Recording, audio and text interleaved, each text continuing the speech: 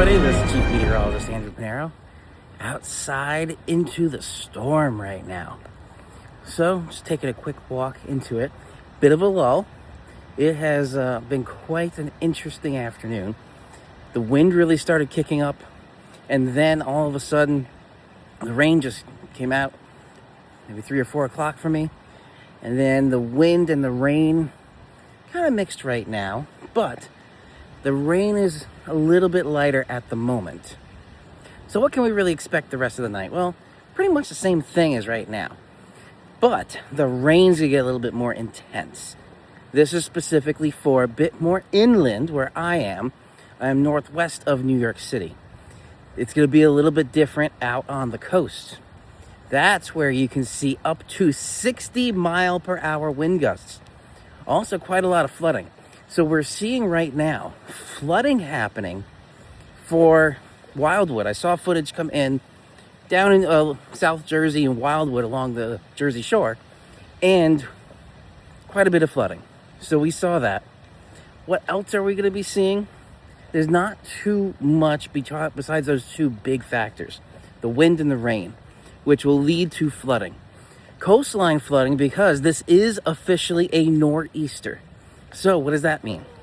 We have a coastal storm coming up the East Coast, and that is bringing, because of counterclockwise wind flow around a low pressure system in the northern hemisphere, winds coming from the northeast. That's where a nor'easter is called. But here, with the winds coming from the nor'east, or any nor'easter, whether it's an all-rain system like this, or if it's actually a snow system, you do get a lot of flooding and beach erosion because the wind is pushing all the water in from the ocean inland. And that is what is causing a lot of flooding and erosion. So that's already started. We're seeing that along the Jersey Shore, like I said, in Wildwood. A bit more into the New York City area. Maybe a little bit of just coastal flooding with the winds. But the challenge with big cities like New York City, what we're going to be seeing is we're wind tunneling. So imagine normal 60-mile-per-hour winds. It's probably gusting to about 30 miles per hour right now. But imagine 30 to 60-mile-per-hour winds going through a wind tunnel in between buildings in New York City. There's a principle in science called the Bernoulli's principle.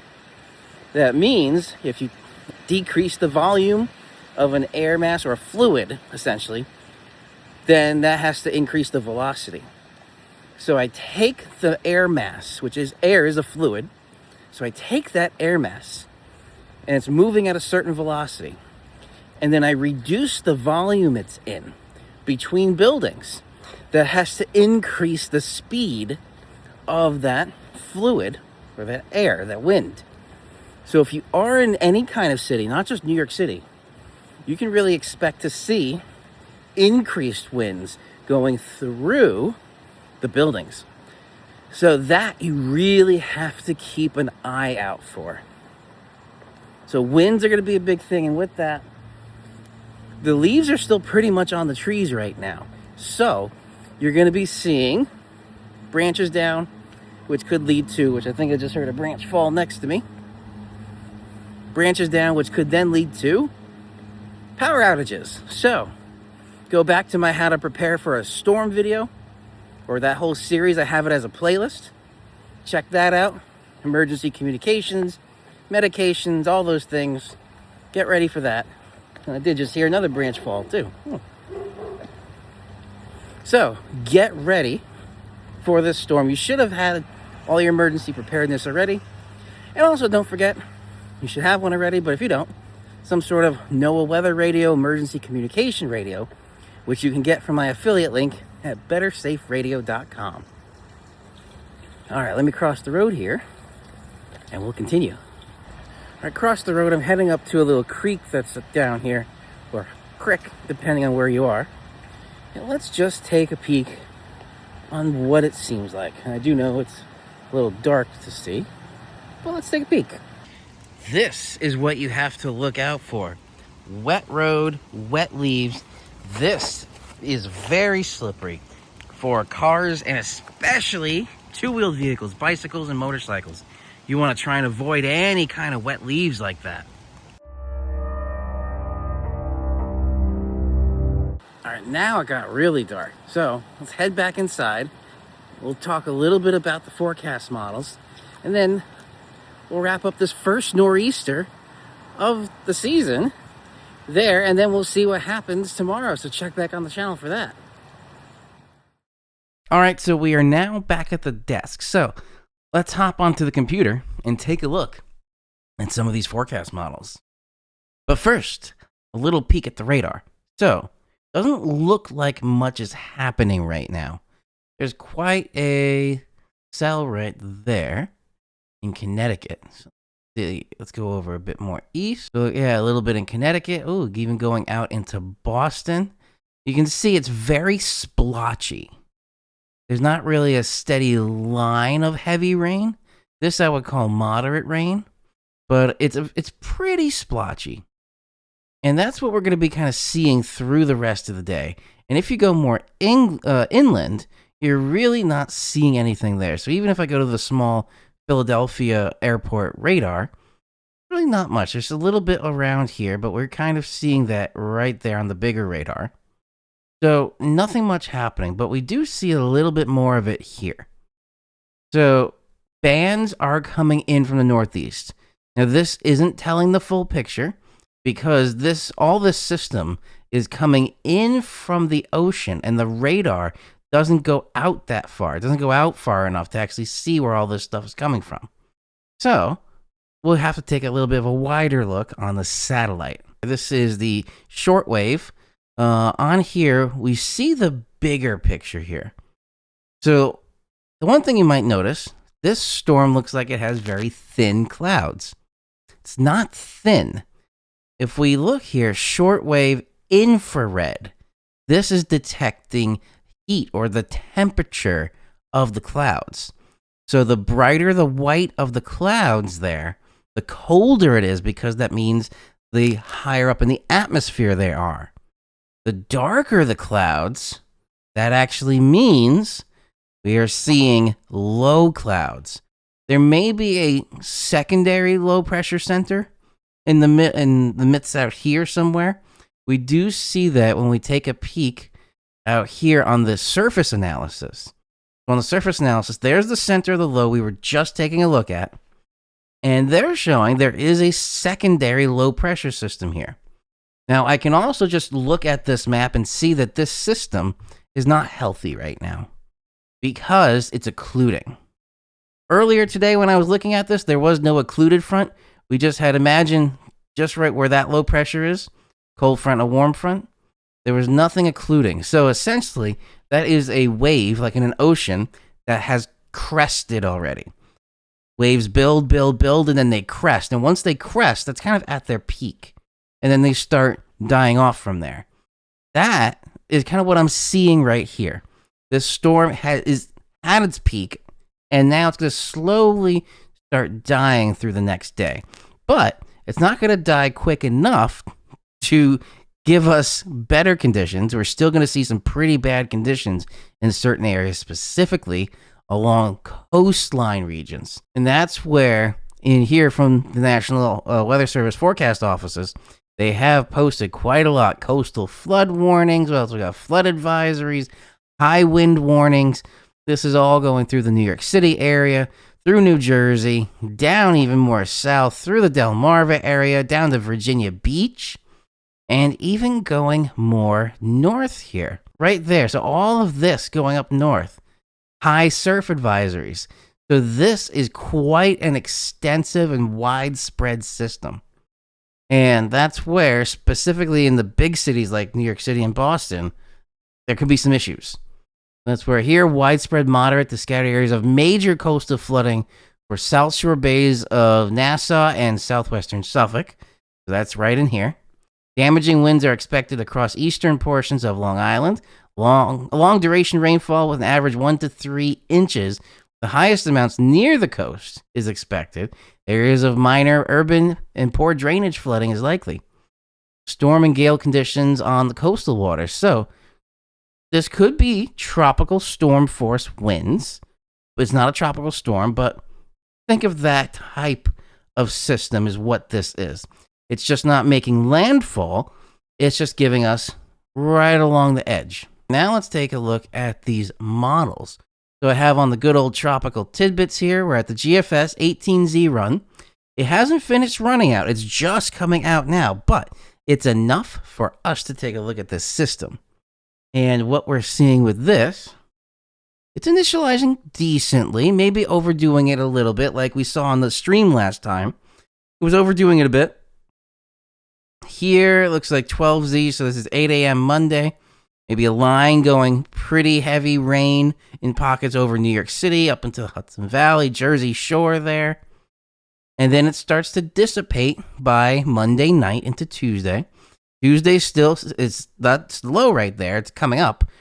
The rain is really going to be gone, but the wind is still going to be there. So this system will still be with us in the form of wind through Tuesday. And then it clears out with a high coming in after that. And the rest of this system stays out at sea. So that high acts as a shield for us for the rest of the week.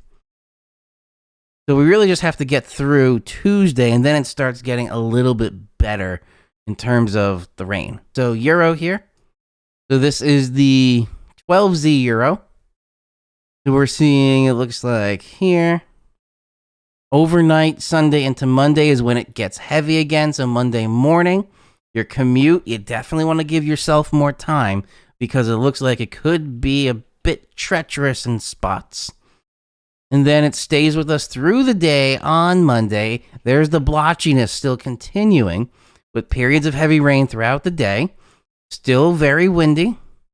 And then going into Tuesday, not as widespread. The wind is still there because this pressure gradient with the isobar lines close together. Still going to be with us through Tuesday, the wind.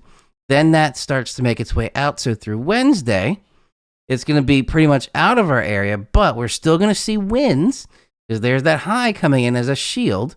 And we're going to have a high and a low pretty close together that are both strong, giving us some windy conditions in between. All right, and then the last one we'll take a quick peek at here is the 12-kilometer NAM. Now, this one is simulated radar. Let's take a peek here. All right, so nothing too much. This actually was validating fairly well, a little bit thin. Wind was in there, not intense yet. Wind intensifies overnight. So this is 6Z. So this is showing not as intense as the others. So the NAM may be the correct one here. We shall see. That may be overdone going into Boston, but still expect starting around 6Z some more intense periods of rain. And then that continues through the morning commute. Not as bad for the morning commute here. Still a little showery, but still very windy. So regardless if it's a downpour or if it's light to moderate showers, it's still going to be windy. So still plan for that. Then that clears out going into Monday afternoon or evening. Then going into Tuesday, still here, very little bit, especially going into New England. Low pulls out, high comes in. Still a pressure gradient in between them, so still windy it looks like it'll be, but clearer for the second half of the week. And then I just want to take a quick peek at those temperatures because we saw that 540 line dip quite far south. Let's just take a peek at Newark here. So 60, 64, 69, 61, 44. Actually, it's like by that time with the 540 line dipping, it wasn't dropping the temperatures too much. So this is the time of the year where the 540 line's not the freeze line. That's just a thickness line. That's why when the 540 line comes south, 540 decameters is usually the freezing line, but not in the fall and the spring. They're not necessarily related. So that looks like an example of what we were seeing here. 540 lines coming south, but it's not bringing freezing temperature because there's so much warm air advection with this system. All right. That is going to be a wrap for this. All right, so I hope you enjoyed that little journey with me outside into the storm. It didn't look bad there, but again, it looks like it's going to be coming up overnight tonight into, say, like 2 a.m. That's really when we're going to be seeing the biggest part of this storm. Then maybe a treacherous morning commute through the first half of your day tomorrow, and then it starts getting a little bit better later in the afternoon. The wind, though, the wind will stay with us. So prepare for that. If you had Halloween decorations and you didn't take them in, they may be gone. You might have to get some more. But I wouldn't put them back up again until later in the week when the winds do die down a little bit more. And the last thing I want to say with the emergency preparedness, always make sure you have some sort of a NOAA weather radio or emergency communication radio. So here, I have the NOAA weather radio up. Northeast winds 20 to 30 knots. So that's giving the nautical or marine forecast for there, which 10 to 12 foot waves is quite a bit too. And that's because this nor'easter is still sitting out in the ocean, churning up everything. And the winds are being blowing around the water, causing choppier water. So this is good to have some sort of emergency communication radio. Feel free to get yours at my link below, bettersaferadio.com. I have an affiliation with them. Use my affiliate link below. I get a small kickback. Doesn't cost you anything, so I'd appreciate that if you are interested in some sort of emergency radio. Otherwise, that's a wrap for this video. I hope you all stay safe through this. Have your emergency preparedness all done already. Batten down the hatches. Could be a little bit of an intense overnight, but then it should get progressively better. This is Chief Meteorologist Andrew Pinero. Again, stay safe through this storm, everybody, and I will see you all in the next video.